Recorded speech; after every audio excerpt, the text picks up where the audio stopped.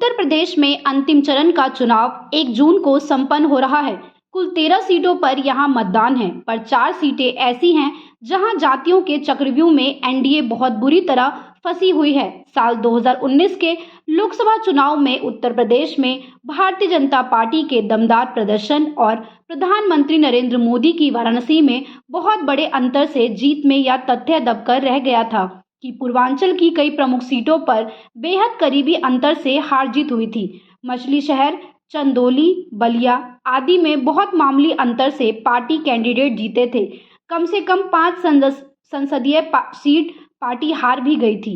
यही नहीं, 2022 में हुए विधानसभा चुनाव में भी बीजेपी के लिए पूर्वांचल दुखती रक्त साबित हुआ था। कई जिलों से बीजेपी का सुपड़ा साफ हो गया था। दरअसल चुनावों में जाति धर्म से ऊपर हो जाती है।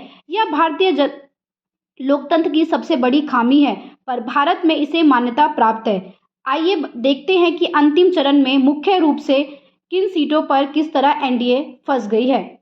इस बार भी पूर्वांचल की तमाम सीटों पर मुकाबला कड़ा हो सकता है, पर 7वें चरण में होने वाली कुल 13 सीटों में 4 सीटें तो एनडीए के लिए इस तरह फंस गई हैं कि राम का नाम ही बेड़ा पार लगा सकता है। घोसी में एनडीए की ओर से सुभाषपा के प्रत्याशी अरविंद राजभर चुनाव लड़ रहे हैं, तो पार्टी के मुखिया ओम प्रकाश राजभर के लड़के हैं। मिर्जापुर में एनडीए कैंडिडेट अपना दल की केंद्रीय मंत्री अनुप्रिया पटेल का मुकाबला समाजवादी पार्टी के राजेंद्र एस बिंद से है। यहां बीएसपी के मनीष त्रिपाठी भी दौड़ में शामिल है। चंदौली में बीजेपी कैंडिडेट केंद्रीय मंत्री महेंद्र नाथ पांडे का काम बिगाड़ रहे हैं। समाजवादी पार्टी के वीरेंद्र सिंह और बीएसपी के सत्येंद्र मौर्य। सबसे हॉट सीट बलिया बन गई है, जहां से बीजेपी कैंडिडेट पूर्व पीएम चंद्रशेखर के पुत्र नीरज शेखर का मुकाबला समाजवादी पार्टी के सनातन पांडे से हो रहा है।